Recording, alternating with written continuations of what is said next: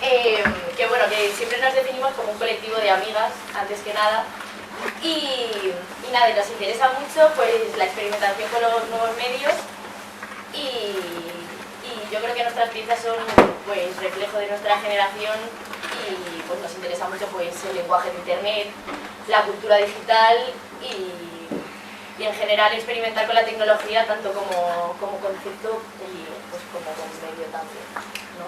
Sí. Ay, vale. Perdón.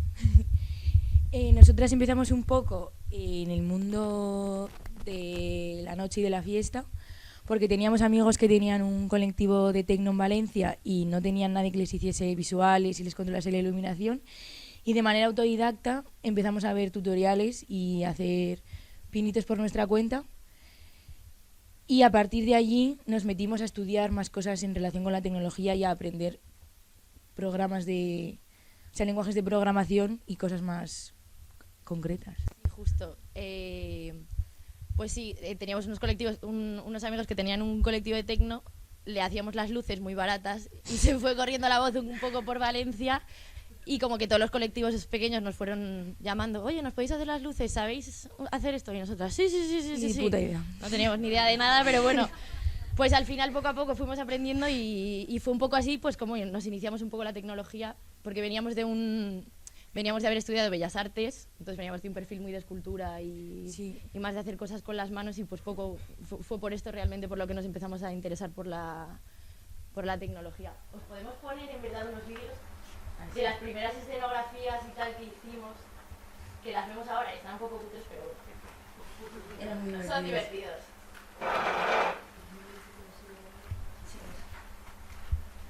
A ver, estos son los primeros visuales que hicimos, que nada, que era pues videoapropiación de anuncios que veíamos por ahí de vídeos de fiesta, tal.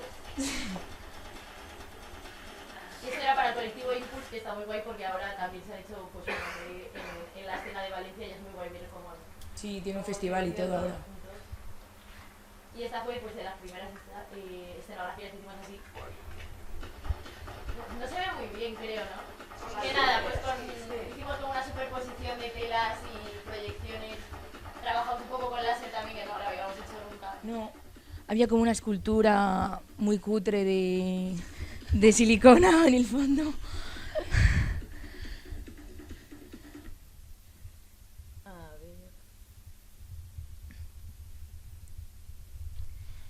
Bueno, y hemos ido evolucionando un poco en este aspecto, en el Live AV y en la iluminación. Y lo último que hemos hecho fue en el Volumen, que es un festival de arte y tecnología en Valencia, con un colega que hacía cosas con sintes. Y sobre esta línea también hicimos con otro amigo de Valencia que pincha un videojuego sobre la fiesta y la experiencia en la noche. Os voy a poner un gameplay un poco así de fragmentos del videojuego que hicimos. Que el videojuego consistía realmente en... Pues eso, en la experiencia de una noche en un club, entonces tú ibas transitando pues los diferentes espacios que recorres en una discoteca, ¿no? Pues ibas al baño, estabas ahí en la pista, un poco gamberras. Luego ibas al backstage, hablabas con randoms que encontrabas por ahí.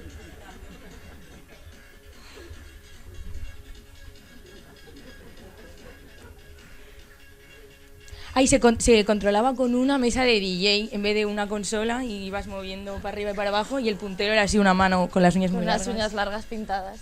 Y lo grabamos en una noche de fiesta, que fue muy divertido también. Y este fue así como el primer proyecto que hicimos heavy de meternos a full con tecnología porque veníamos de hacer muchas cosas con las manos. Entonces el juego, pues al final de todo, pues te daba una mala que flipas, estabas vomitando en el baño. Y luego te preguntaban, oye, ¿te quieres venir a casa o quieres volver a seguir de fiesta? Y tú, sigo de fiesta. Y así es infinito el juego, no tiene fin. ¿Se basaron en hechos reales? Un poco. Investigación situada. Claro. Casualidades. Y nada, ya los visuales que hacemos, pues ya hemos experimentado con nuevas herramientas, ¿no? Sí. hemos aprendido pues a usar Touch Designer, Resolum, Juntamos 2 ordenadores, estamos una con uno, otra con el otro. y yo creo que pues ya hemos evolucionado un poco. Estos son los últimos que hemos hecho también, que los hemos hecho con Stream Diffusion. Y nada, esto para que se vea un poco pues Esto cuenta un poco lo de Cinegénesis.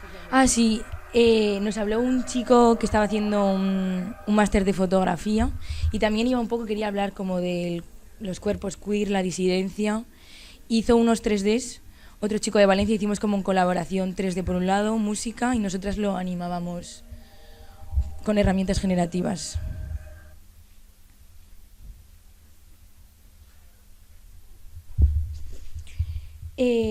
Bueno, vale, nosotras veníamos de Bellas Artes y unos profesores nos chivaron que había un máster que era de artes visuales y multimedia, que pegábamos mucho allí, y nos metimos sin tener mucho ni idea.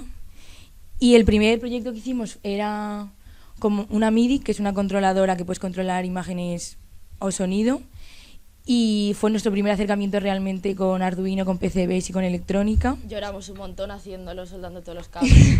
Mi hermana Lidia lo tiene ahí, mirad. Hemos traído El primer prototipo. Sí. Y luego la mejoramos un poco y al final culminó esa experimentación en nuestro TFG, que lo hicimos por separado, pero, o sea, ella hizo su TFG y yo el mío, pero la exposición era la misma. Así que la expo es esta, que se llamaba Digital Entities, y este fue así el primer proyecto medianamente serio que hicimos. Que eso fue nuestro trabajo de final de grado de Bellas Artes, sin haber estudiado mucho de electrónica. Entonces, pues aquí la tecnología igual estaba más como concepto que como medio, porque pues nos interesaba mucho, pues eso, las comunidades digitales, el ser digital, como los límites entre el orgánico y lo tecnológico, como el mundo online y el mundo offline. Especular un poco como la ciencia ficción, sí. Nos mola mucho. Pero claro, aquí aún no teníamos las herramientas, yo creo, como para hacer prototipos de electrónica y tal. Sí, pero se puede ver que, por ejemplo, las dos piezas de allí están hechas con fundición, o la otra es de moldes. Entonces era cuando empezamos a juntar pues las cosas que habíamos aprendido en la carrera, que eran más cerámica, moldes, escultura, metal, y las cosas más digitales de pues Arduino, vídeos. Un poco, ¿no? Vale. El pilar central, que yo creo que siempre decimos en la Jeta, como nos definimos como colectivo de amigas, y también pues porque somos un poco burras y estamos empezando aún en todo esto, es que nos gusta mucho el trabajo colaborativo, y también tenemos pues una red de amigas que son todas muy creativas y muy válidas en esto del arte, y pues en la Jeta siempre intentamos pues juntarnos todas las que podamos para hacer un proyecto pues lo más completo y social posible. Tenemos su pareja, tenemos un colega que se llama Terry, que tiene, por ejemplo, un perfil más de diseño de producto. Entonces, cuando queremos hacer estructuras o cosas que se tienen que sujetar, o cómo sujetar pantallas o cosas con peso que no tenemos tanta idea, colaboramos con él.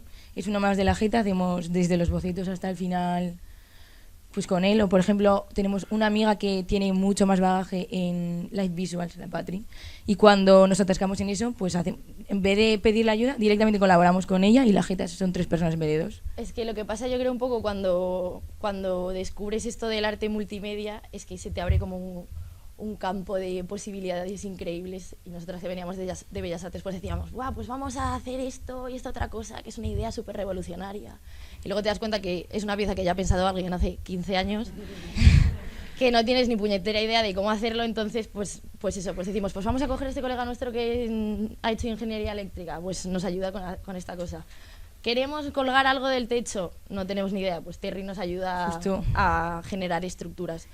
Entonces, al final, pues un poco por desconocimiento y porque nos gusta juntarnos con nuestras amigas, pues todos los proyectos que hacemos o sea, decimos la Jeta porque si nos tenemos que poner a enumerar a todas las personas que nos han ayudado en los proyectos, realmente no acabamos. Y porque no nos callamos, estamos de cervezas, tenemos que hacer esto, no sé qué, no sé cuántos. Pues yo soy carpintero, tías. Tengo no sé qué, venía al Leroy Merlin, os hago descuento, vale.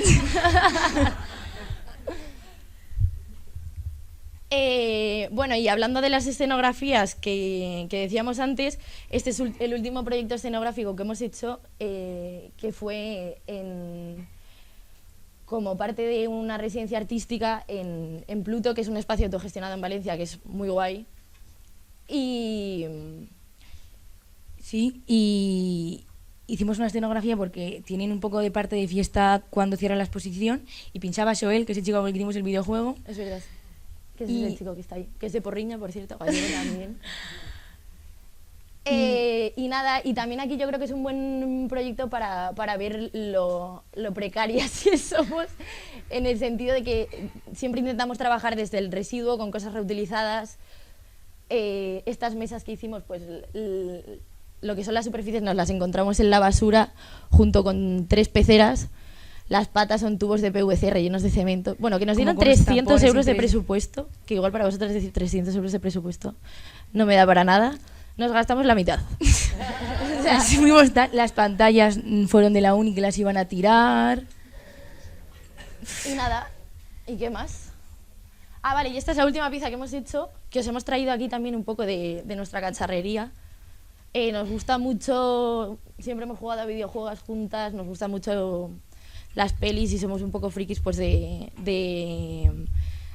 los dispositivos y de la electrónica de los 2000, ¿no? Sí, porque es lo que tengo en casa. Y para Alumbra, que es un festival en Granada, hicimos esta pieza que eran pantallas de DVD y consolas que teníamos por casa y queríamos un poco como, como trabajar con los DVDs o las DR4, las tarjetas de la Nintendo, y con ese tipo de formatos, y cogíamos imágenes de internet, del Internet Archive, que eran de gente en su casa o de videojuegos que habíamos jugado de pequeñas, las editábamos digitalmente y hicimos esta estructura con Terry, Ay, es verdad, voy a poner los visuales que se reproducían en las pantallas, que están muy chulos. que también son reciclados los tubos. Y él imprimía un poco en 3D los nodos. O sea, este, por ejemplo, era uno de los visuales que hacíamos, que era, pues... Con IA íbamos, pues, generando nuevas imágenes a partir de, pues, de los videojuegos de nuestra infancia. Y queríamos como hablar de que todo esto también es patrimonio cultural y ha crecido con nosotras y es una cultura que realmente se está muriendo en parte por lo rápido que está yendo la tecnología ahora mismo, ¿no? Y todos estos dispositivos, pues las Nintendo DS, los reproductores de DVD de cuando eras niña que ibas en el coche, yo tengo unos súper chulos, pues queremos como ponerlos en valor y decir, pues vamos a parar un poquito, Sí, como reutilizar estos dispositivos y acordarnos de todo esto. como generación estamos un poco adictos a las redes sociales y con la dopamina jodida por el TikTok, pues como que a nosotras nos gusta mucho el ir al CEX, coger un videojuego, gastarnos 2 euros, ponernos en el salón, llamar a las amigas, estar todas juntas. Se han traído todas la Nintendo, la Wii, el karaoke, y estamos invitando a todo el mundo a que se ponga a jugar tranquilamente, se compre sus juegos, tenga sus cositas físicas ligadas a lo digital. Y esa es un poco nuestra movida. Sí, y esa es la movida que hemos estado haciendo.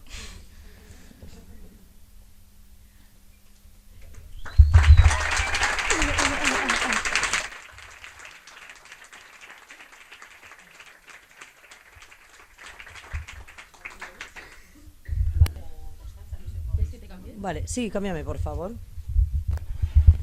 Gracias.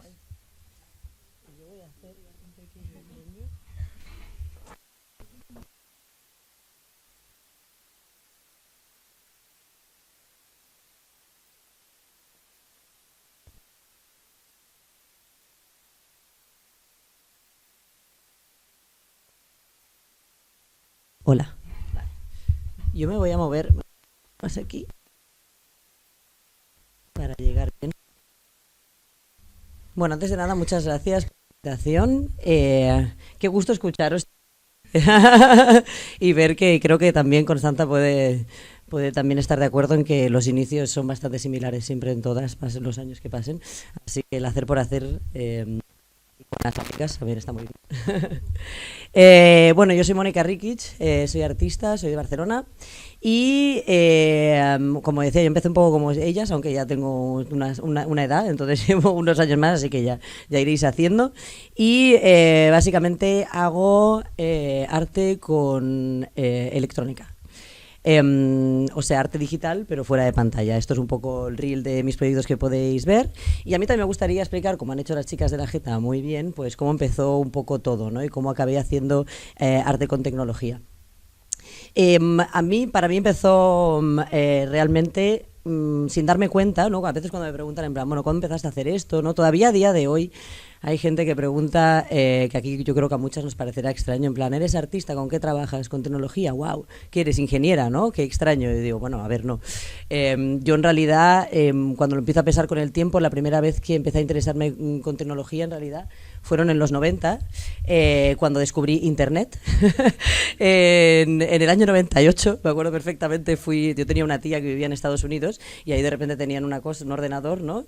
En una casa, y una cosa que se llamaba Internet, que yo nunca había conocido, y entonces me empecé a fascinar por lo que era navegar por Internet. Simplemente clicar cosas, sobre todo la página web de Disney, en la que había GIFs de verdad, o sea, era como, esto fue en una época, y cargaban súper lentos, ¿no? Pero también me servía para una cosa muy interesante, y era que yo en mi casa, como muchas personas, ¿no?, de mi edad, teníamos prohibidos los videojuegos y las videoconsolas. Entonces yo me pasaba mucho tiempo, gracias a mi primo, jugando a Monkey Island sin que mis padres se enteraran, y a aventuras gráficas que venían en disquete, y tenías como eso con Indiana Jones, en que te venía los trucos en una libreta que tenías que ponerle. Hay gente que dice que sí, ¿se acuerda? Que tenías como con unos acetatos de rojos para ver los trucos, ¿no? Y todas esas cosas. Pero claro, como os decía, como mis padres se pensaban que los ordenadores eran para trabajar y me vieron a mí que me interesaban mucho, pues decidieron montar un ordenador en casa, en una habitación que teníamos aislada, ¿no? En la casa. Lo que pasa que en vez de ahí, en ese momento, y también supongo que las personas os acordaréis, era un momento en el que los bancos regalaban Pentium Ones si te hacías una cuenta corriente, y mis padres decidieron hacer una cosa que en aquel momento fue muy insignificante, pero luego me ha marcado bastante, y es que en vez de comprar un ordenador hecho, le dijeron a mi primo que montara un ordenador. Era porque era más barato, básicamente, y mi primo era solo era 4 años más mayor que yo. Entonces en Barcelona había toda una calle, que era la calle Sepúlveda, en la que había muchos sitios donde, sobre todo uno que se llama PC Green, y tú ibas ahí, te comprabas el ordenador por piezas, lo montabas, y a mí me fascinaba. Yo decía, ¿cómo puede ser que desde estas placas verdes con un montón de cosas salga la web de Disney, ¿no? En plan, ¿dónde Mickey Mouse? ¿Dónde viene todo esto? ¿No? Yo no lo entendía. Pero bueno, yo no me lo preguntaba mucho, decía, bueno, claro, mi primo es un hombre que quiere estudiar ingeniería, entonces es ese tipo de personas en las que sabe de escribir y sabe por qué sale la web de Disney ahí. Pero bueno, sea como sea, me pasé gran parte de mi adolescencia surfeando Internet, completamente sin vigilancia parental, lo cual es un poco peligroso. Ahora que lo veo, con el tipo tenía unas conversaciones en terra.es un poco extrañas. Y también pasé mucho tiempo en Napster, descargando música de forma ilegal y haciendo CDs para mis crashes.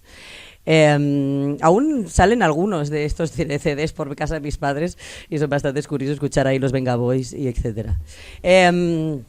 Claro, yo quería ser artista, ¿no? O sea, yo el ordenador pues era para jugar y tal cual, entonces dije, bueno, como artista pues me puse a estudiar Bellas Artes. Yo creía que iba a pintar, aquello fue un desastre, cogí un pincel, no servía para nada, estuve a punto de dejarlo, hasta que descubrí que había una clase por un artista que tal vez muchos de vosotros le conozcáis, que se llama Ricardo Iglesias, y él tenía una clase de NetArt. Y en aquel momento NetArt se estudiaba, o se hacían páginas web con Dreamweaver, que antes era de Macromedia, ahora luego Adobe compró Macromedia, y yo ahí dije, espera un momento, no sé si alguien ha usado de aquí, si alguien ha usado alguna vez Dreamweaver, se acordará de que podías hacer enlaces haciendo un cuadrado, ¿no? Simplemente, y eso era una maravilla, era en plan, puedo hacer del World Wide Web, puedo hacer mis páginas web de enlaces, hipervínculos, simplemente sin saber programar y haciendo agujeros, ¿no? Y una cosa que sí que se me daba bien en Bellas Artes, o que me interesaba, era la animación, ¿no? Y entonces en aquel momento, a través de meterme en web, porque en aquel momento había webs con Flash, ¿no? Funcionaba el Flash, descubrí Flash y dije, wow, un momento, ¿sabes? O sea, puedo hacer animaciones con Flash, frame a frame, Y ahí hice el último clic en el que dije, para no tener que programar frame a frame, puedo, bueno, para no tener que dibujar frame a frame, puedo programar, ¿no? Y ahí empecé a programar, ahí hice el clic y dije, vale, o sea, puedo hacer arte con programación. Todo esto estamos hablando del principio del 2000, ¿vale? Esto no, lo de hacer arte con tecnología, sobre todo en el contexto español, no se daba tanto, y me apunté a un curso de programación para acabar haciendo, pues, videojuegos bastante similares a lo que vosotras contabais, pero con Flash, por lo tanto no podemos ver ninguno gracias al señor Steve Jobs. Pero pasó un último clic ya en Bellas Artes. Sucedió una cosa en el año 2006 o 2007. De repente vino un profesor y nos enseñó un chip. Y yo dije, esto se parece mucho a lo que hacía, lo que yo, los ordenadores que yo montaba con mi primo, ¿no? Y yo me acuerdo que llegó un profesor, Xavier Hurtado, que era un profesor que venía de videoarte, y nos hizo un dibujo de un chip y nos dijo, esto es un Arduino y no vamos a tener ningún Arduino, que lo sepáis, esto es una cosa que se llama Arduino, pero aquí no tenemos presupuesto para comprar Arduino, pero esto os puede permitir hacer cosas con electrónica, ¿no? Y yo dije, bueno, esto es completamente magia. A partir de entonces mi práctica cambió y nos dijeron, tenéis que pensar un proyecto con Arduino, pero no lo tenéis que hacer porque no tenemos Arduino, ¿no? Y yo pensé, bueno, esto es un poco extraño, pero yo no quería quedarme ahí, entonces yo dije, bueno, me ha fascinado esto de poder hacer cosas como objetos que interactúen con personas, ¿no? En el mundo real. Entonces me fui al Corte Inglés, compré uno de estos, ¿sabes? Estos sistemas que apretas sí, le das abrazos a los peluches y hablan. Entonces grabé unas voces, entonces cogí diferentes sillas de diferentes estilos, le puse esto y la silla cuando te sentabas se quejaba, ¿no? Y ya veréis que esto luego se repitió bastante dentro de lo que es mi práctica, objetos que se quejan y nada, al menos pues lo conseguí salvar un poco por ahí. Así como, pues si puedo definir lo que es mi tipo de práctica a día de hoy, diríamos que se basa en estos 3 puntos. A mí me gustan las artes lúdicas, trabajo en el mundo físico y básicamente mi lenguaje artístico es la electrónica artesanal. La historia del juego, ¿no? O sea, yo empecé también, como explicaban las chicas de la Jeta, en el mundo de los videojuegos y los videojuegos fuera de pantalla, videojuegos experimentales, principalmente también porque era el único sitio donde me hacían caso, porque también mi práctica era muy precaria y yo iba a los bazares a comprar cosas también, porque pedía muchas becas y no me daban ni 300 euros, no me hacían ni caso. De hecho, creamos un colectivo que se llamaba High Tech Rupestre, con una amiga en el que estuvimos haciendo. En mi web hay una sección que pone games, juegos, que podéis ver ahí como diferentes cosas que hacíamos muy divertidas, pues simplemente por seguir produciendo, ¿no? Yo conseguí un trabajo la programación me fascinó, yo hice el máster de artes digitales que había en Barcelona antes de, bueno, muy parecido a lo que vosotras hacíais, me fascinaron las bases de datos, no sé por qué, pero eso me permitió pues tener trabajo, ser programadora. Y en el mundo de los videojuegos, como os explicaba, a mí me interesaba mucho que podías crear experiencias, podías crear como escenarios, ¿no? Objetos en los que tú simplemente los dejabas ahí y la gente interactuaba.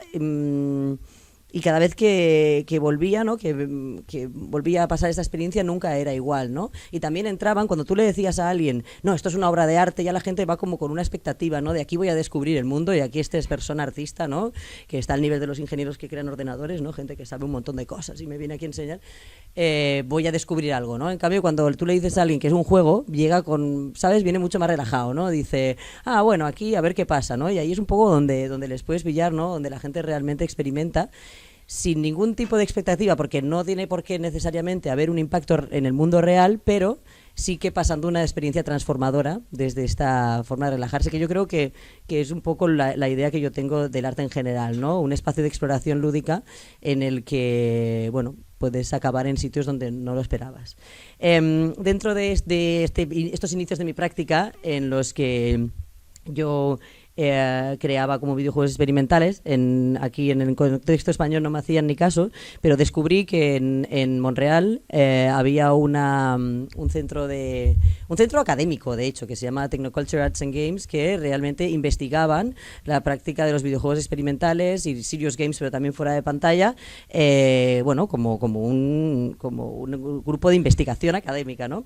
Y bueno, y ahí tuvieron una residencia artística en el 2015, fue de mis primeras residencias artísticas en las que fui, en la que creábamos era una residencia bastante curiosa, porque en vez de tú ir con un proyecto, lo que hacías era trabajabas con grupos de personas durante una semana y cambiabas de juego, o sea, te daban como una temática, tenías que hacer juegos, sobre todo wearables, ¿vale?, que se basaban en tecnologías en el cuerpo, y por ejemplo, una de las cosas que hicimos es un videojuego en el que tienes un delantal, o sea, el display es un delantal que tiene estas tiras de LEDs cosidas y tienes que equilibrar tu cuerpo, ¿no? Es como que estás enfermo, tienes que equilibrar tu cuerpo, hackeamos un tenedor para convertirlo en un sensor capacitivo, entonces depende de lo que comías, te daba unos puntos u otros y nada, entonces había 2 jugadores y tenías como que ir equilibrando tu cuerpo y cuando se acababa todo el mundo, ¡wey!, ¿no? Esto obviamente fue pre-COVID, lo del tenedor no lo aconsejo a nadie. Incluso había gente ahí que estaba un poco en plan, no lo habíamos pensado. Dijimos, bueno, es verdad, igual la gente no quiere interactuar con un tenedor y metérselo en la boca así, limpiarlo, no sé. Era un poco raro. Pero bueno, la verdad es que esa residencia me marcó bastante porque tú cuando acababas de hacer estas semanas, ¿no?, de hackathon, ¿no?, como si dijésemos de juegos, luego elegías el juego que más te había gustado y con tus compañeras y decías, lo voy a desarrollar durante 2 semanas, ¿no? Y entonces salió, se creó, ¿no?, esta experiencia que se llama Warm Escape from a Dying Star, en el que cumplimos nuestro sueño infantil de crear un videojuego de supervivencia espacial, y era un videojuego que era para dos jugadores que estaban en 2 salas distintas, ¿vale? Entonces, uno era como Houston, ¿no?, Base Command, intentábamos no decir Houston, pero al final la gente lo entiende así, y el otro era el piloto, ¿no? Y el piloto o la pilota estaba sentada en una nave espacial que estaba hecha con cartón pluma, en un asiento que tenía un transductor, y creamos wearable, ¿no?, pues con cosplay habíamos creado este chaleco en el que tú te ponías, ¿no?, cuando te convertías en el piloto, y la nave espacial tenía diferentes controladores, todo hecho con Arduino, hecho a mano, y lo que veías delante era una experiencia generada con programación, con processing, todos los gráficos eran generativos, y en lo que se basaba la experiencia era en que nosotros le explicábamos, nos disfrazábamos, ¿no?, de personas con bata blanca y les decíamos a las personas, vale, la Tierra se está muriendo, el Sol se está muriendo y tenemos que escaparnos de la Tierra, ¿no? Entonces, para escaparse de la Tierra, para poder ir a un sitio seguro tenemos que viajar en el tiempo y el espacio. Y como todo el mundo sabe, la única forma de hacerlo eso es a través de un agujero de gusano. Y habíamos creado una nave espacial, pero que solo podía viajar una persona, ¿no? Y como también todo el mundo sabe que en los agujeros de gusano es muy difícil navegar y no sabes dónde tienes que ir, ¿no? Entonces tienes Base Command, ¿no?, que está en una sala en la que está viendo por esta pantalla cómo tienes que equilibrar los diferentes comandos que tiene, manditos, ¿no?, que tienes puestos o en la nave espacial, y te lo va a ir diciendo, ¿no? Pero la persona que estaba en el asiento de piloto solo podía escuchar a Base Command, ¿no?, a Houston, y Houston solo podía ver la cara del piloto, ¿no? Entonces nosotros lo que creamos fue como un espacio en el que te dábamos unas normas y tú tenías que crear como tu conversación, no tenías que crear cuáles eran las dinámicas de, pues si le ibas a decir, había gente que decía, ¿puedes subir por favor un 50% el hyperspace, no sé, que nos inventábamos los nombres de los controladores? Esa gente normalmente moría, ¿vale? O sea, esto no, aquí no, ¿sabes? Era en plan, te estás muriendo, o sea, me refiero, estás en una experiencia extrema, ¿sabes? Con una persona que no conoces de nada, a la que vas a dejar morir, ¿sabes? Si no le espabilas y le explicas, ¿no?, las cosas. Entonces la gente que iba más con esta actitud, ¿no?, de más energía, más no sé qué, ¿no?, conseguían sobrevivir a la experiencia, que en total, si no morías por el camino, eran de 2 minutos. Inicialmente pensamos hacerla de 10 minutos, no la hagáis, o sea, no, esto también es como que las cosas cortas mejor, ¿no? Y una cosa que a mí me gusta mucho cuando explico este proyecto es que hay una chica que sale en estos vídeos en el que explica bueno, que ella que nunca había jugado mucho a videojuegos, pero que esta experiencia le parecía como muy chula porque al final no estabas dentro de pantalla, ¿no? Estabas fuera de pantalla y ella la definía como muy humana. ¿No? Era como una experiencia, es tecnología, pero es una experiencia muy humana, ¿no? Y aquí, bueno, me gusta decir que hay gente que cuando ve los proyectos, que ahora os empezaré a explicar así de forma un poco rápida, el tipo de proyectos que yo empecé a desarrollar más conceptuales a partir de esto, siempre dicen, no, es que tú como que humanizas la tecnología, ¿no? Y esto yo siempre quiero decir que esto es falso, yo no humanizo la tecnología porque la tecnología no nos olvidemos que es humana, entonces viene del humano, yo creo que es muy importante no olvidarnos de esto. A partir de aquí, pues bueno, empecé a crear, gracias a una persona en un taller, que no recuerdo nunca su nombre, pero siempre le intento dar crédito porque se me olvida, hice un taller en un teatro en Barcelona y una persona cuando le expliqué estos proyectos que voy a explicar a continuación me dijo, es que tus proyectos son dispositivos teatrales, ¿no? O sea, tú creas como unos espacios y yo dije, me gusta, me lo voy a robar, pero no me acuerdo cómo se llama esta persona, así que gracias. ¿Y qué quiere decir esto? Bueno, esto es como un poco la descripción de lo que viene siendo un dispositivo teatral. O sea, en el tipo de piezas que desarrollo yo tengo en cuenta el objeto en sí, el espacio donde está ocurriendo la escena, ¿no? La narrativa en la que tú pones y cómo se genera la interacción, que en mis proyectos han ido moviéndose de una interacción directa con el mundo físico y el humano a un plano conceptual, ¿no? En plan, yo te pongo una escena, yo te creo este escenario, ¿no? Y al final la interacción sucede en el clic que al final que tú le das, ¿no? Sobre todo me gusta crear espacios de conversación alrededor de las obras que salen y escuchar también a la gente. Me gusta mucho ir ahí cuando se exponen las obras y simplemente pues no decir que yo lo he hecho y escuchar la gente cómo habla, ¿no? Y cómo les triguean, bueno, cosas que les preocupan, ¿no? Una obra que me sirve mucho para... voy a hablar de 3 obras rápidamente. Una que me sirve mucho y que me gusta mucho para explicar este proceso y sobre todo cómo pienso mis proyectos, que es por capas, concretamente por 3 capas. Es este proyecto en el que hay unos... bueno, este proyecto en realidad nació en 2019. Sí, en 2019, en el que lo que ahora se llama la IA, ¿no? Y esta IA que nos va a matar a todos y que hay que decirle hola, ¿qué tal? Gracias. En aquel momento eran los robots, les llamaban robots, pero no eran robots físicos, eran los robots que viven en nuestros dispositivos móviles y que nos roban todos los datos y que aceptamos todas las cookies y ahora nos da igual, porque ChatGPT responde muy bien.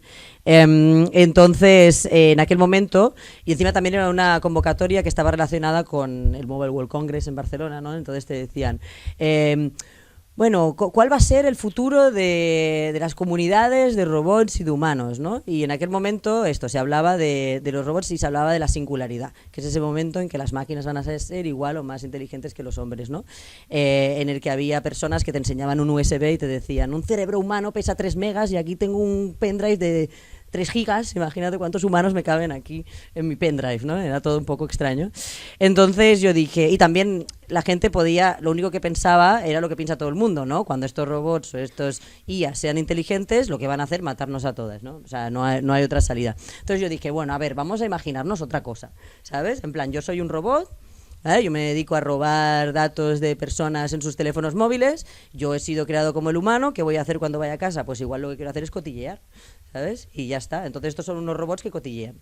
Y son unos robots que cotillean sobre los datos que han robado. O sea, son unos robots que se van a casa y dicen, bueno, pues nada, y has visto esta que le estoy robando, mira lo que ha hecho, mira tal, este hace un montón que no va al gimnasio y luego se inventa tal, ¿sabes? Como era un poco como crear esto, pero en formato robot, entonces hablan un poco así, no tienen tanto salero, como yo lo explico ahora, y están caminando sobre unas cuerdas.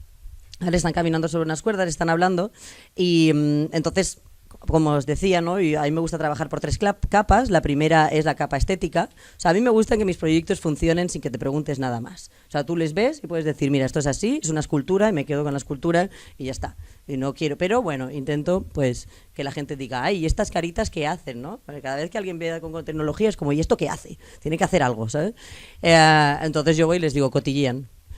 Entonces ya te dice, ay, ¿y por qué cotillean, no? Entonces empiezas a entrarles con esta historia que os he explicado y que ahora no voy a entrar porque me puedo poner muy chaposa y os podría dar una chapa filosófica que flipas sobre la teoría del cotilleo y cómo desarrollamos nuestro cerebro, ¿no? O sea, porque al final el cerebro humano se desarrolla, dicen que se desarrolla gracias al lenguaje. ¿no? Mucho, y como somos seres sociales, nos gusta mucho hablar los unos de los otros, ¿no? Y al final el cotilleo es una estrategia que nos sirve para reconocer a iguales o a enemigos dentro de los círculos sociales, ¿no? Entonces iba un poco por aquí, me podía extender más, y luego entonces eso sería la segunda capa, que es la capa conceptual, que me interesa mucho, y luego la tercera capa, que es la friki, la del cacharreo, ¿no? Que es un poco lo que venimos hablando aquí. Yo creo, antes ha habido varias conversaciones estos días de, y tú haces las cosas, trabajas con gente, yo tengo un problema, me cuesta mucho delegar, necesito como que hacer todas las cosas a mano, no porque crea que otro no pueda hacerlo, sino porque pienso con las manos, ¿no? Y bueno, y por eso por eso tienen esta estética, ¿no?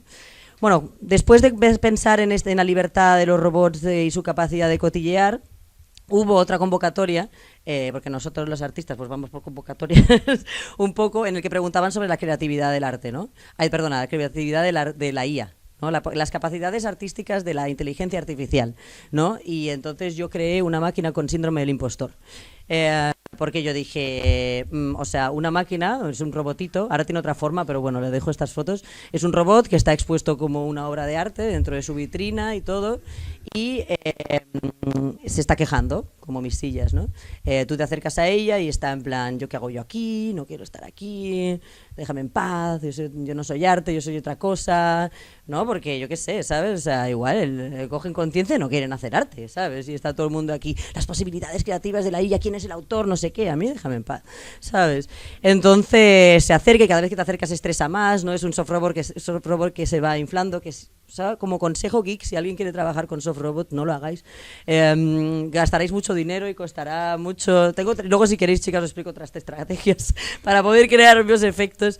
Bueno, entonces tú te acercas y ella se va estresando más y se va inflando más, no sé qué. Entonces la gente se pone alrededor y realmente pues les da angustia, ¿no? Y empiezan, ay, no sé qué voy a hacer. Entonces ahí es cuando llegas el clic conceptual y le dices, oye, si te da pena la puedes matar. Y todo el mundo dice, ¿qué? Y dice, sí, no, mira, hay un pedal y realmente hay un pedal que tú puedes matar a la máquina. Y entonces la gente, claro, entra así. Yo siempre explico que a mi madre le dio igual, ella le dio ahí, dijo, mato a la máquina, paso de todo, ¿sabes? Me dice, pero me has dicho que le dé yo. Bueno, mamá, no sé, un poco conversación, negociemos esto, ¿sabes? ¿Qué está pasando, no? Y la conversación interesante, en realidad lo que yo quería defender con este espacio teatral, ¿no? Es decir que al final, más allá de la posibilidad, ¿no? De si las máquinas serían creativas o no, o sea, para que una máquina sea creativa, primero habría que preguntarse sobre sus necesidades creativas, ¿no? Sobre cómo definimos la condición de la existencia de la máquina para que pueda tener alguna intención artística más allá de eso, ¿no? Y esa propia condición de la máquina, ¿no? Esa conciencia que se le dice, de que tal vez las máquinas tengan conciencia, yo quiero defender que siempre es un proceso más, o sea, no depende tanto de los avances tecnológicos que pueda haber de las tecnologías, sino más bien de una atribución filosófica, conceptual y cultural que vamos a hacer en consenso como sociedad, ¿no? Entonces, al final, es lo que nosotros decidamos que tienen, ¿no? ¿Cómo definimos? Que también puede ser un proceso muy interesante, posthumano, ¿no? De definir cuáles son las condiciones que definen que un ser puede estar vivo o no, puede tener conciencia o no. Entonces, al final se crean por estas conversaciones que luego cuando matas a la máquina, al cabo de 30 segundos, vuelve a ¿sabes? Porque es una máquina, entonces no se muere, ¿no? Y ya, vale, perfecto. No, ahora acabo un par de proyectos y ya está. Y ya lo he dicho yo que soy chaposa, perdón. Después del síndrome del impostor, pues lo típico, crisis existencial. Esto es una máquina que tiene crisis existencial y lo que hace es ir a buscar es un tótem espiritual para una máquina que tiene una crisis existencial y quiere ir a encontrarse, bueno, a encontrar su existencia, ¿no? Porque al final lo que yo pensé es, para que una máquina realmente te coja conciencia, lo que tiene que hacer es liberarse de la tarea que le han dicho que haga, ¿no? O sea, ahora las máquinas inteligentes ahora son inteligentes, se supone, porque tienen una tarea y la hacen muy bien, ¿no?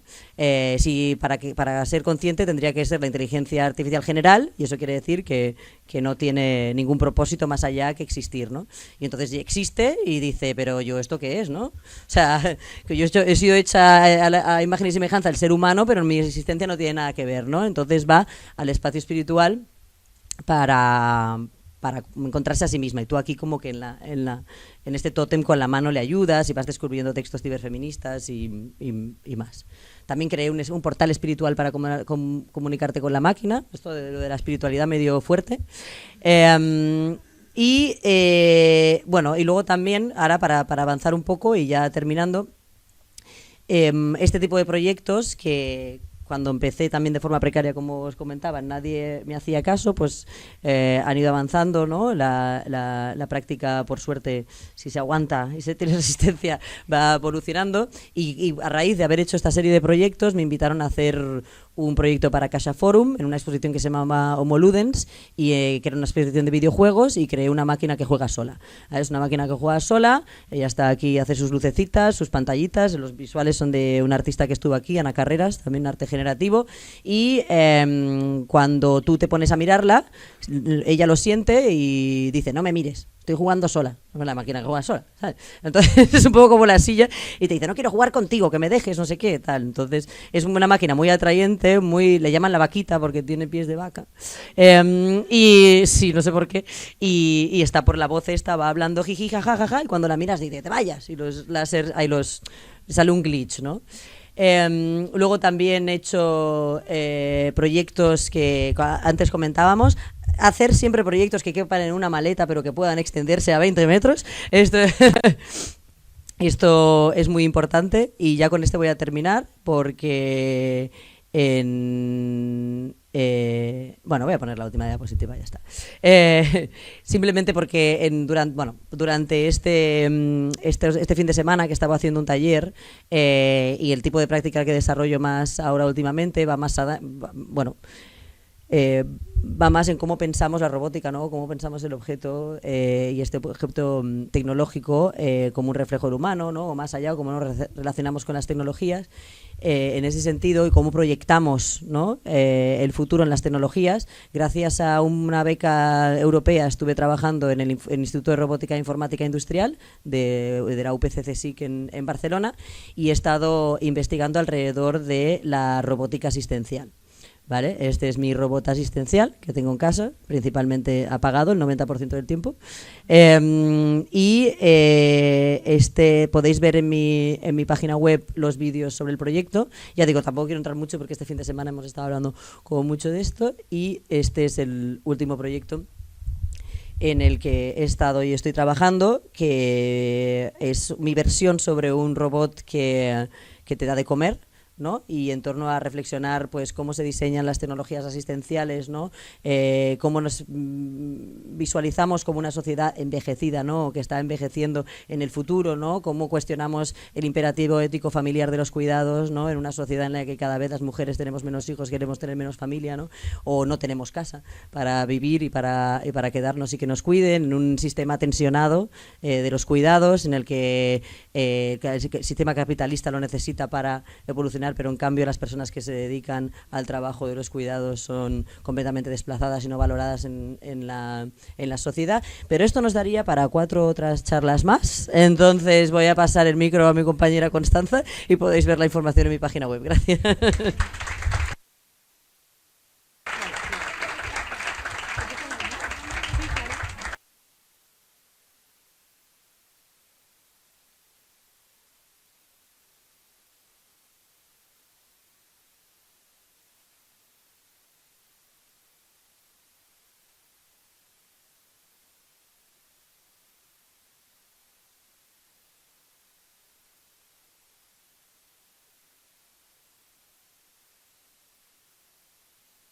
¿Alguien sabe cómo se pone en el...? ¿Comando L? ¿Tiene? Ah, ya está. Ah, Sabía yo que había un comando. gracias. Hola, muchas gracias.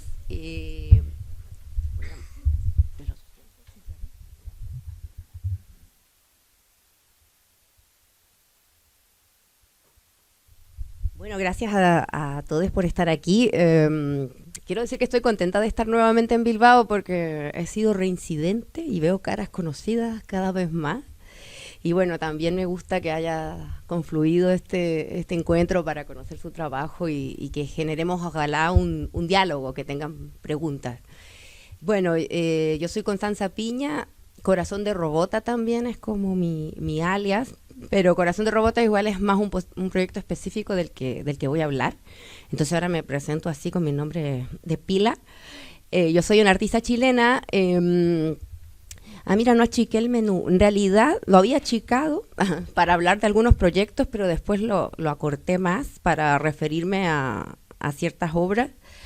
Pero bueno, contarles que trabajo con electrónica, con sonido básicamente, en proyectos artísticos, personales, individuales y en prácticas sociales, es decir, como más trabajo colaborativo con comunidades y también mucho en educación.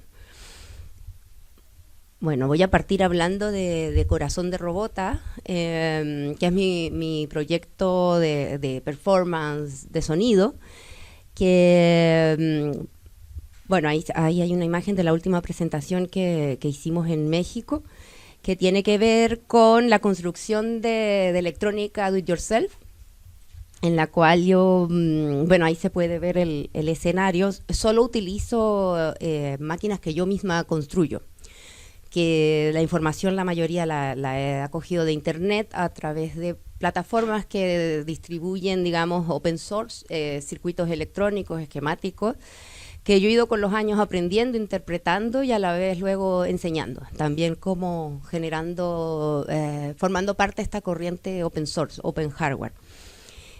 Básicamente electrónica analógica. Entonces, aquí tengo algunas imágenes de algunos de mis instrumentos, que los encapsulo en estas cajas de chocolate de forma de corazón, así que si por ahí en las casas tienen algunas, yo me quedo 3 días más, siempre ando recolectando, y es bonito porque después me acuerdo de la persona que me lo regaló. No me gustan los chocolates, pero me gusta la caja, entonces estaba buena ahí hay unas imágenes de los instrumentos.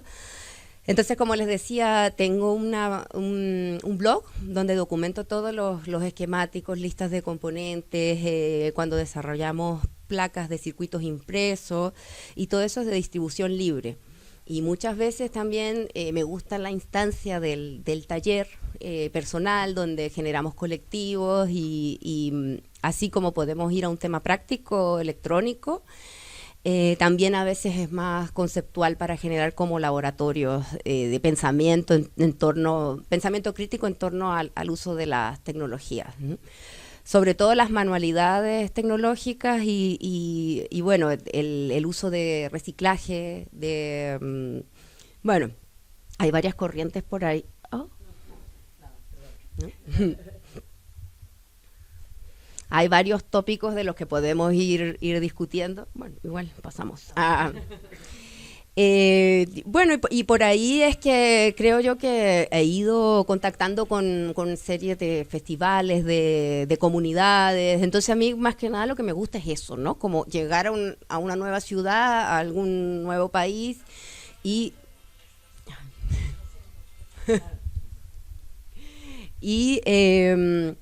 conocer a la gente que está trabajando ahí y tal vez muchas veces impulsar proyectos que ya existen, ¿no? Como decir, bueno, aquí hay comunidades que se dedican al dibujo, vale, vamos a hacer dibujo electrónico. ¿Cómo? No sé, lo inventamos, ¿no? A través de la colaboración de estas prácticas tecnológicas y artísticas, sin jerarquizar, ¿no? Tratar de que los conocimientos tradicionales y las nuevas tecnologías cobren un mismo valor. Aquí voy a hablar ya de una obra de arte personal. Que, bueno, igualmente se desarrolló en colectivo, ahí nos ven, estamos atrás disfrutando de la obra, relajadas, porque trabajamos mucho. Me gusta esta foto porque estamos ahí escuchando. Es una instalación electromagnética con sonido. Se llama así, Quipu, computador prehispánico electrotextil. Aquí hay otra imagen de la instalación. Voy a hacer un resumen de la investigación. También está todo open source en un blog. Entonces, al final les voy a compartir todos los links. Pero bueno, contarles que el Quipu es un sistema prehispánico de almacenamiento de información en el que se codifica la información usando cuerdas y nudos. básicamente usaba sistema decimal, sistema binario también, que tenía que ver con el torcido de las cuerdas y la forma de los nudos.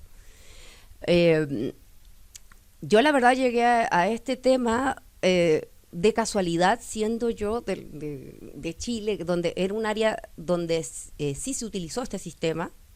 Pero bueno, luego de la llegada de los colonizadores, esto se prohibió, se quemaron, y la mayoría de ellos fueron extraídos de los territorios originales y se llevaron a un museo en Alemania.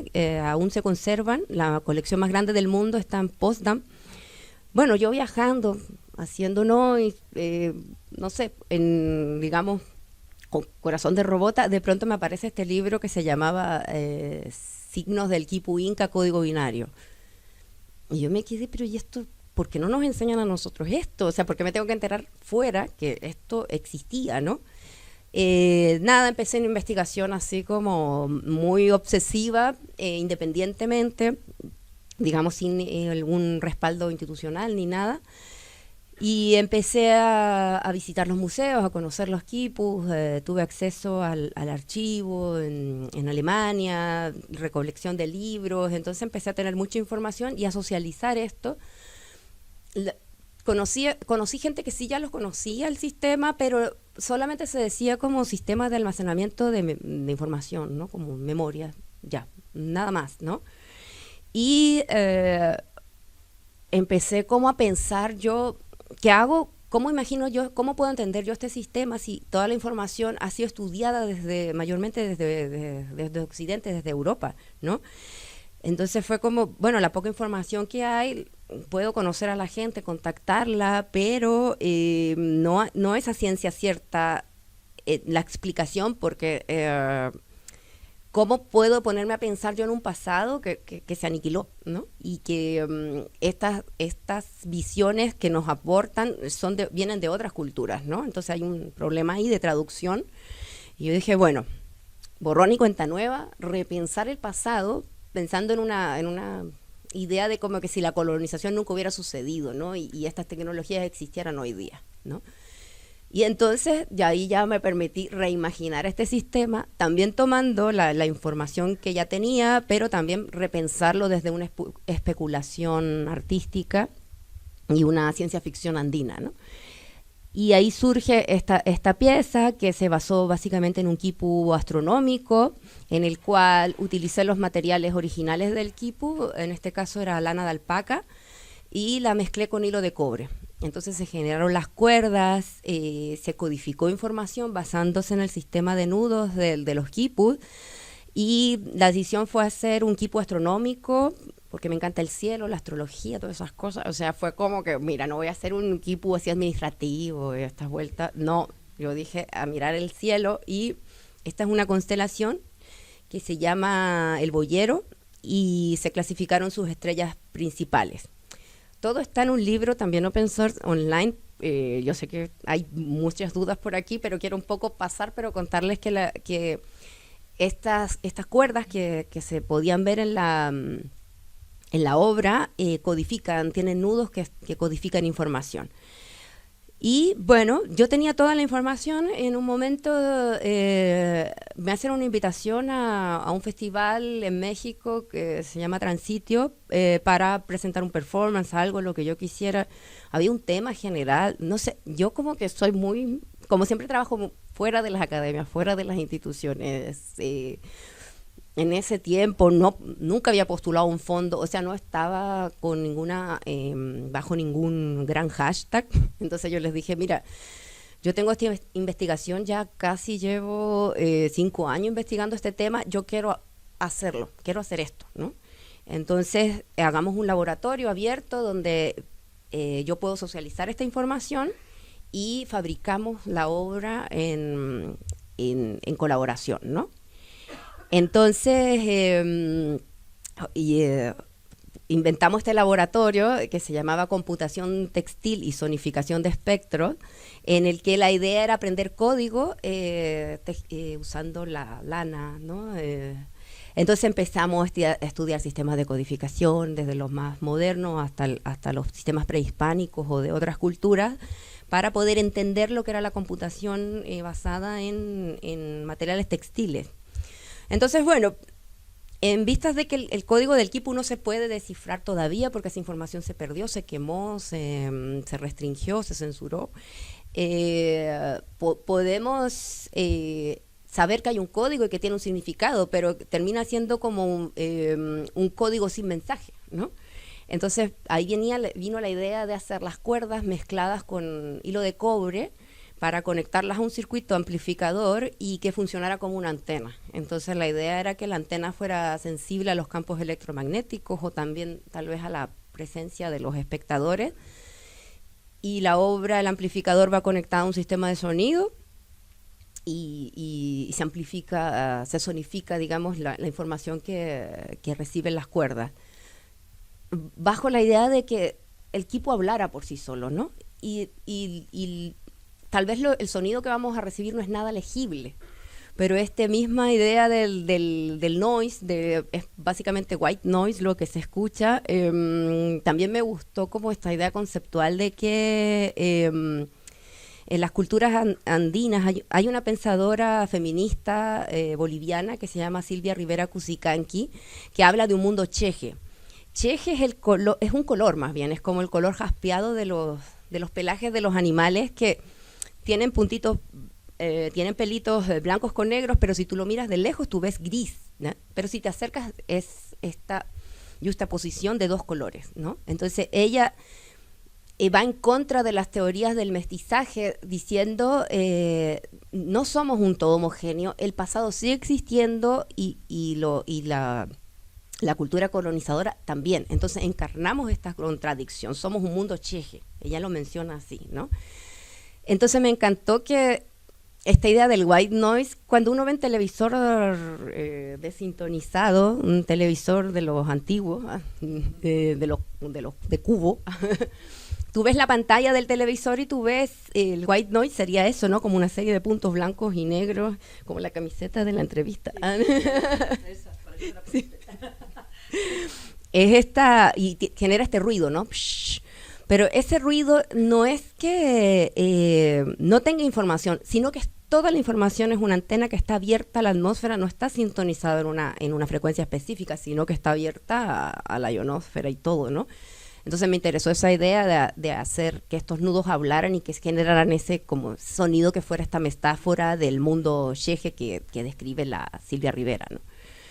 Bueno, ahí hay unas pruebas de, como todo les cuento, es open source, fueron los primeros experimentos de electrónica analógica, muy básica, rudimentaria, pero funcionó. Ahí hay una foto, la del lado de allá, que estoy sobre la pirámide de la Luna en México, captando energía y funcionaba. Probadísimo. Todos estos circuitos, la mayoría me baso en libros de electrónica paranormal. Me encanta. Entonces, bueno, con esta idea de tratar de sonificar energías, espíritus, yo por ahí así me encanta esa como esoteria. Yo le llamo como la brujería electrónica, ¿no?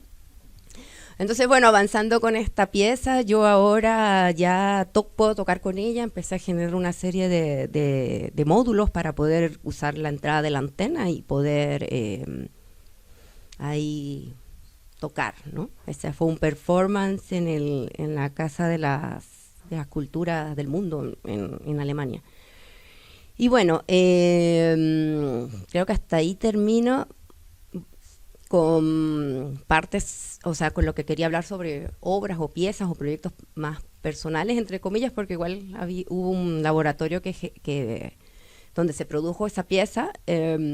Acá les quería mencionar uno de los tantos laboratorios que he dado, porque yo, como les digo, dando talleres, mayormente no me gusta esta idea de la enseñanza unilateral, ¿no? Donde vas, aprendes algo, todo el mundo hace lo mismo, ¿no? Me gusta cuando me invitan o cuando llego a un lugar nuevo, ver lo que ya hay y sacarle de por ahí. Entonces, me invitan a Colombia a trabajar con las trabajadoras sexuales del barrio Santa Fe, que es la zona roja. Había un grupo de personas transgénero que empezaban a hacer como sus experimentos en voguing, en pole dance, y querían hacerse trajes y ellas estaban utilizando como lugar, como sede física, un ex burdel, que era toda una casa de estas que tienen espejos en los techos, o sea, increíble. Pero bien a mal traer porque estaba ahí en el barrio, fue un proyecto social. Sin embargo, ellas, o sea, empoderadísimas, generaban sus espectáculos y ya estaban teniendo como estos approach a las artes escénicas muy desde el barrio, ¿no? Entonces hubo un fondo de gobierno que era Ciudad y Memoria, en el cual querían hacer algo más interactivo, como que siempre están pensando como por allá trajes inteligentes, ¿no? Y fue como luego, claro, no hay presupuesto y no sé qué, que eran un grupo de 30 personas que luego me dicen, hay presupuesto solo para 3 trajes. Y yo dije, mira, yo no puedo trabajar con un grupo de 30 personas y que se queden mirando. O sea, entonces, ahí a mí me gusta este juego con la institución, porque yo ahí creo que soy buena. O sea, si me ponen a postular a fondos, que el deadline, que tal, yo, así, descripción de tantos caracteres, no. Pero en el bla bla con la gente, ahí yo como que me fui como, dije ya, vamos a ver lo que podemos hacer con este proyecto. Y indagando, encontramos, ¿cómo se llama? Un lugar de costura que estaba ahí mismo en el barrio Santa Fe. Ahí están todas las chatarrerías de reciclajes, de pantallas, de todo, hay de todo, desde metales hasta componentes electrónicos. Entonces empezamos a hacer recolección de estos materiales y finalmente terminamos montando un espectáculo en el cual se utilizaron mayormente materiales de reciclaje y había una historia, ¿no?, de ciencia ficción, que era, imaginábamos así como el futuro de este barrio y... La cuestión fue que como el espectáculo se debía presentar ahí en el Castillo de las Artes, en este ex burdel, que digo, tenían de todo para hacerlo, pero yo pensé, tiene tanto potencial esto que para qué dejarlo solo en el barrio, porque normalmente la gente no va ahí. O sea, puede ser un barrio peligroso, está muy estigmatizado, entonces, ¿cómo sale esto a otro lugar, no? Y entonces resulta que los que a mí me estaban invitando, la sede física que tenían sus oficinas estaba en el planetario. Entonces yo dije, hagámoslo en el planetario. Como que obvio, ¿no?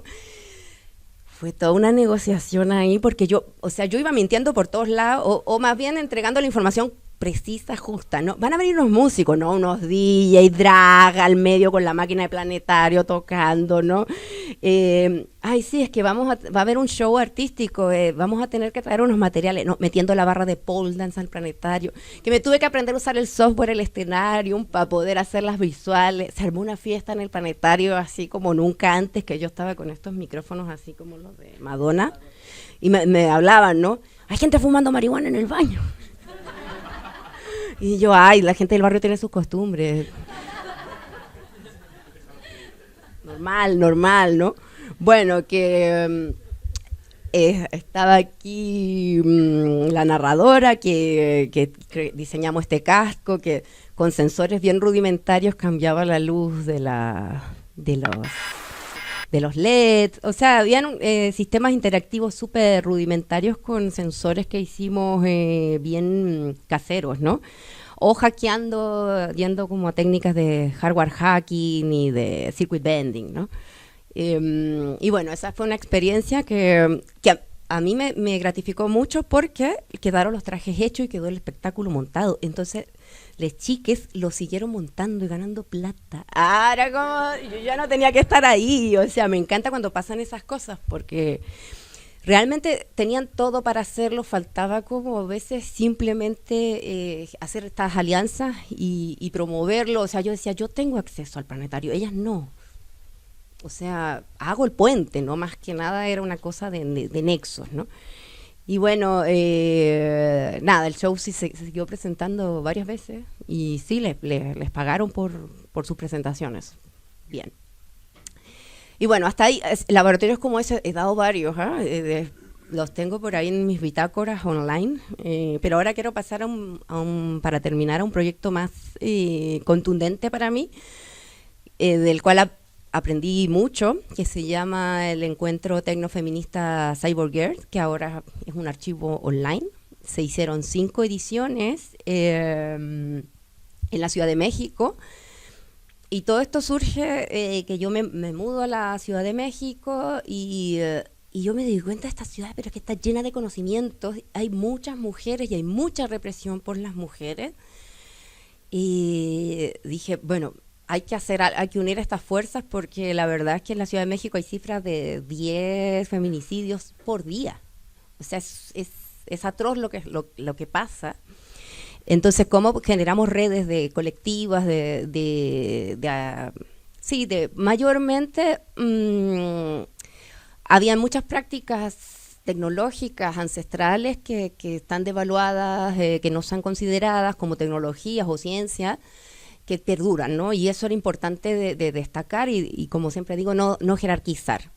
A la vez, muy necesario la autodefensa digital y seguridad en redes, por los mismos de, qué sé yo, chicas que le tomaron fotos privadas, que las han publicado, que extorsionan a las familias, o sea, hay muchas cosas que están pasando en la Ciudad de México a nivel de violencia machista que se podían como trabajar. Y entonces me gustaba esta idea como un poco transgeneracional, donde tal vez venían las madres de las afectadas y entonces tomaban un taller de ciberfeminismo, se asociaban con redes de defensas digitales, que habían abogadas, no sé, trabajamos con grupos como Creative Commons, Wikimedia. Pero bueno, todo esto muy a pulso, porque yo llego y yo con esta capacidad de bla, bla, bla. Entonces yo a primer año abrí un open call y digo ya, un llamado así a que manden propuestas. O como ustedes decían en el bar, yo conocí a alguien que me gustaba lo que estaba haciendo y decía, ¿tú has enseñado, has dado un taller, has tocado alguna vez? No, nunca, contratada, vamos. Entonces, vamos a hacer algo. Entonces, más bien era, ¿qué necesitas, no? ¿Qué necesitas? Un lugar para taller, ¿vale? Yo iba a conseguir la sala para taller, a veces decían, no quiero cobrar, no, si vas a cobrar, vamos a cobrar los materiales, un porcentaje va para ti, pagamos el espacio, o sea, tratamos de hacer transparencia de fondos en lo que más se podía, porque no estábamos recibiendo ninguna subvención, pero se podía ser autónomo y generar, no sé, un cobro de entrada simbólico, pero todo se distribuía, ¿no? Y entonces, con el largo del tiempo, esto empezó como a crecer desproporcionadamente, o sea, ya armamos un equipo de trabajo base, todas las propuestas se recibían, entonces yo nunca hice una curaduría de esto, o sea, me llegaba una propuesta, yo era, ¿qué necesitas, no? Y la base era hecho por mujeres o disidencias, en el sentido de que, o sea, yo les ponía, no traes a tu novio, si necesitas ayuda, pide la ayuda a una amiga, pide la ayuda a tu mamá, trae a tu hija, o sea, no, pero no queremos hombres las partes técnicas, queremos a las mujeres al frente y ahí, o sea, y fueron años de aprendizaje que, por ejemplo, habían talleres de sound system, ¿no? Que le llamamos el FAC de Soundcheck, como contra las violencias sexistas en las pruebas de sonido. Entonces venían, de hecho en la foto anterior, ella es una chica trans que es sonidista y que pedí yo una radio porque tenían los equipos ya de radio, entonces yo iba a ver hombres, préstenos la radio. Y como que ya, ¿por qué? Porque son privilegiados y ya, préstenme la radio que se las vamos a llenar. Entonces hacíamos el taller ahí, ¿no? Para poder usar los equipos que tenían las consolas de DJ. Entonces la idea era, como van las DJ, van las sonidistas, van las que tocan instrumentos tradicionales desde la jarana, a mostrar cómo se conectan, ¿no? Es como, mira, yo uso mi micrófono, uso mi cable, me conecto. Entonces socializar esos conocimientos, y después como había que hacer una fiesta o performance, no había que contratar un técnico porque las chicas ya estaban capacitadas, y al año siguiente ya ellas eran las que daban el taller. O sea, pasó que personas que asistían a los talleres luego terminaban dando los talleres. Y bueno, así se conformó una red bastante extensa que 5 años estuvo activa, y ahora es una plataforma, un archivo digital que se llama así, cyborgirl.net. La idea era visibilizarlas a todas, ¿no? Entonces es un archivo enorme, ni siquiera está terminado porque lo hemos ido trabajando con el núcleo Cyborgirl, pero hay que subir biografías, imágenes, links, porque la idea es tener este archivo latinoamericano de mujeres y disidencias trabajando en tecnología y visibilizarlas, que tú pudieras llegar a su web, a su biografía, a su foto, o sea, más o menos hacer eso, ese trabajo como de promoción también. Y bueno, lo que les decía aquí, darles las gracias. Tengo mi web que está todavía en construcción, que está ahí el enlace en el que dice proyectoquipu.wordpress.com. Ahí está toda la información y el libro que se pueda descargar de la obra del Quipu que hablé ahora. En corazonderobota.wordpress.com todos los esquemáticos para hacer el cacharreo están libres ahí. Y sedna.blog.ar es un nuevo proyecto del que no hablé. Como edité todo esto, me quedó ahí el link, pero igual véanlo porque es un proyecto que se viene. Lo dejo hasta ahí para generar expectativa. Y bueno, eso. Gracias.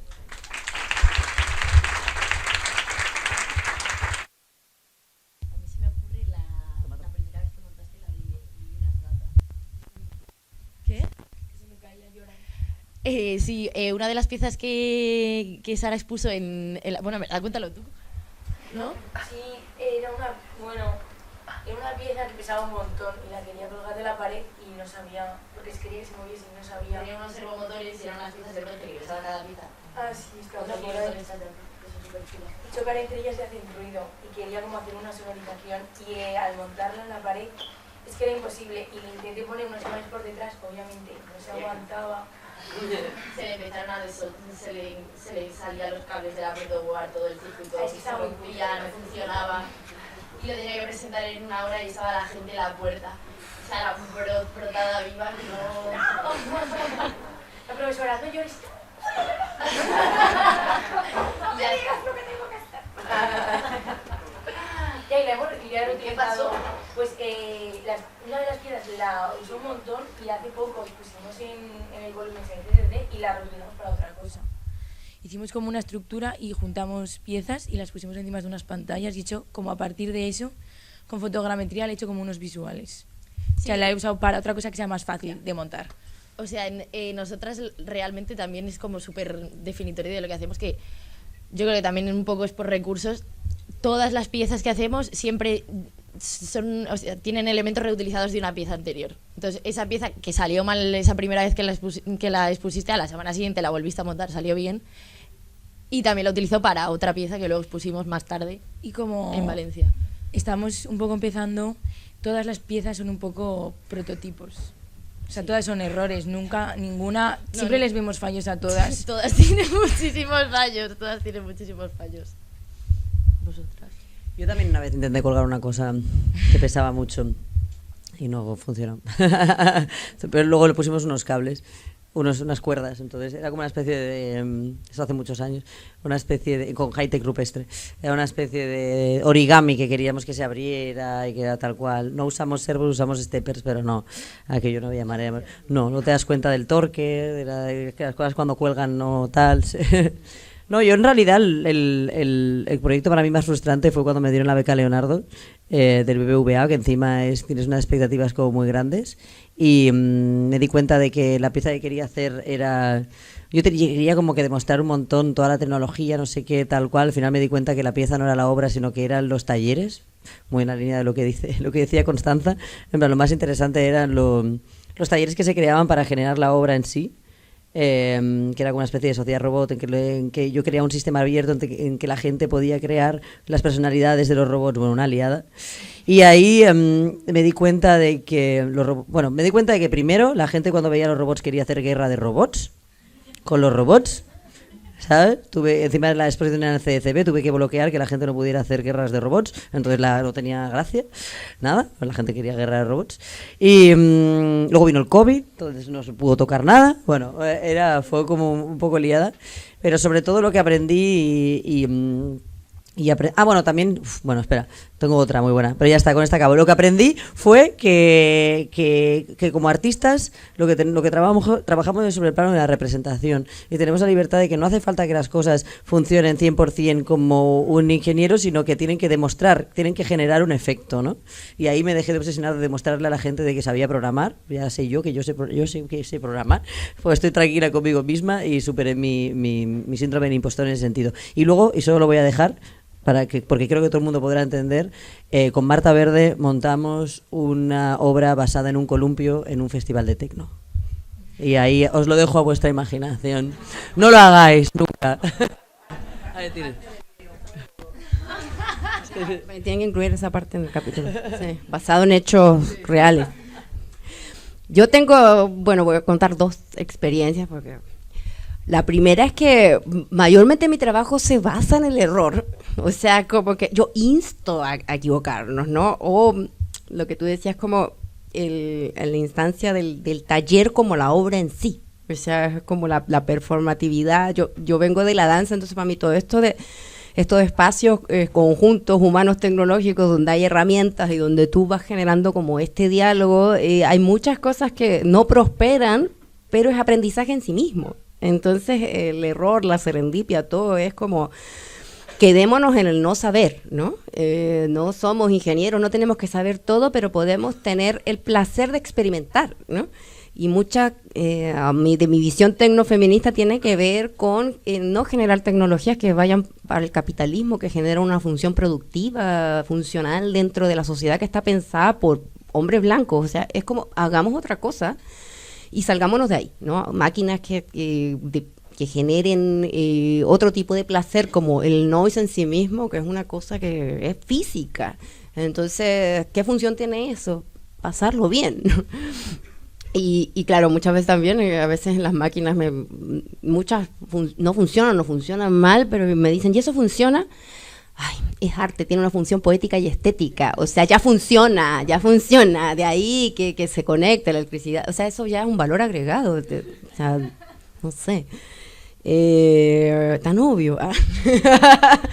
Y la otra experiencia que iba a contar es que cuando hicimos la obra del Quipu y se iba a exponer, también así grandes obras, pero transportables, porque eran puras cuerdas que se enrollan. Entonces finalmente yo voy a buscarlo, a llevarlo a la sala de exhibición en México. Terremoto en el camino.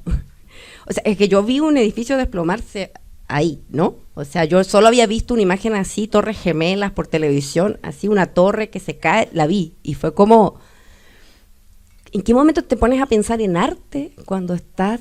O sea, habían escuelas aplastadas con todos los niños dentro. Fue una catástrofe bastante grande el 2017 en la Ciudad de México, un terremoto de magnitudes para lo que es esta ciudad que está construida sobre el lago. Entonces, bueno, esa fue una anécdota trágica, pero sí me dio de reflexionar mucho, ¿no? Como eso, básicamente el arte en momentos donde la vida está en riesgo. Voy a dejar ahí para que cada uno haga sus reflexiones.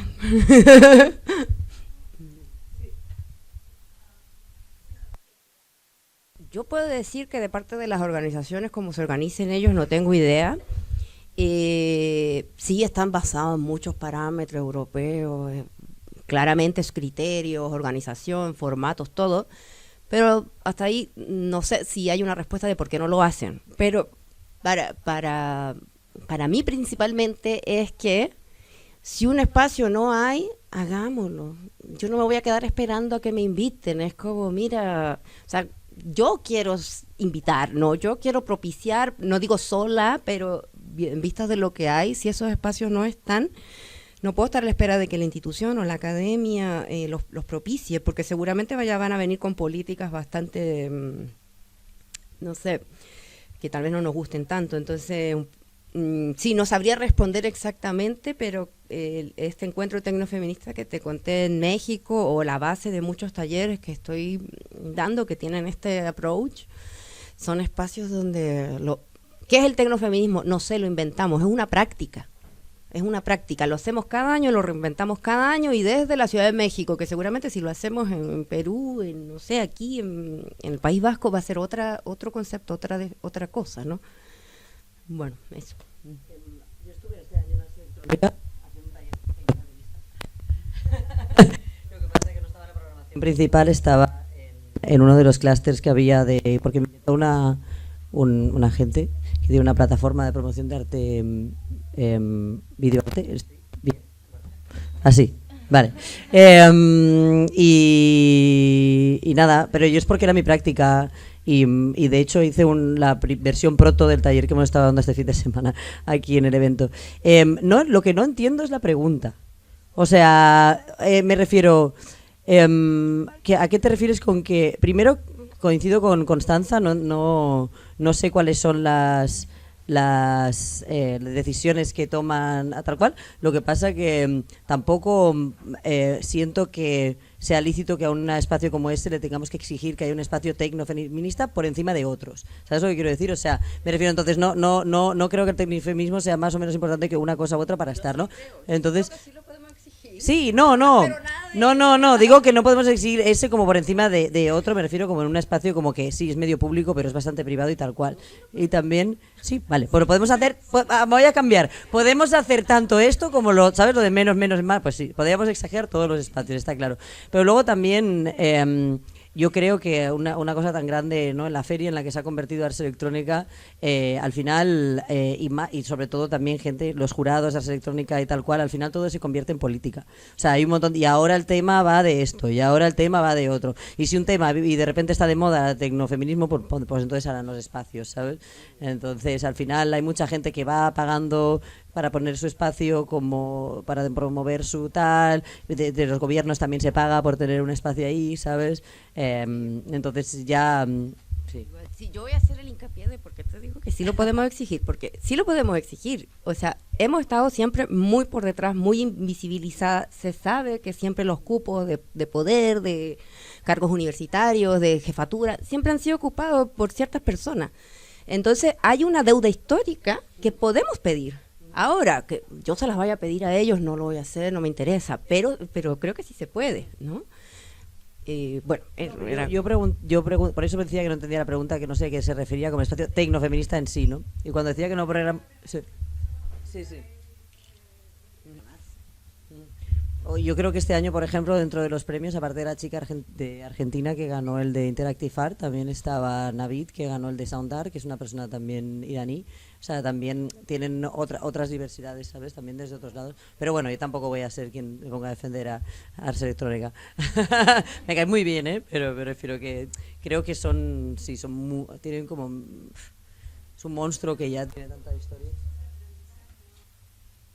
Ahora, a mí me gustaría aprovechar tu pregunta para preguntarle a la Jeta cómo lo ven como colectivo de amigas y como otra generación, ¿no? Porque creo que Constanza y yo somos de generaciones similares y sí que creo que ha habido como mucho trabajo desde los tecnofeminismos y feminismos y cómo es para vosotras como nuevas generaciones, ¿no? ¿Qué importancia? ¿Cómo lo veis? Hombre, a ver, yo creo que tampoco sé muy bien cómo responder. O sea, desde la institución igual yo también veo que... al menos en nuestro máster, por ejemplo, hay bastante lacra de representación femenina. Sí que veo que hay una teoría muy crítica que se nos enseña y desde la academia se nos ha explicado en las prácticas xenofeministas y yo creo que nosotras como colectivo...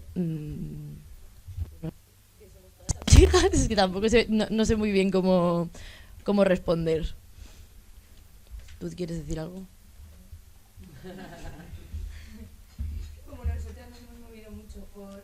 Espacios independientes y desde la fiesta que hay cada tío pero se da por sentado, o sea, el público, los DJs, los trabajadores son mujeres gays. Es que el espacio es eso. Sí, totalmente. Donde nos hemos movido nosotras. Claro.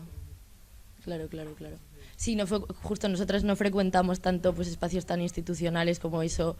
Los proyectos en los que hemos preparado en los que hemos participado son autogestionados mayoritariamente por mujeres, gente disidente. También la nocturnidad, el ocio nocturno también es como un espacio muy libre en ese tipo de prácticas. Sí.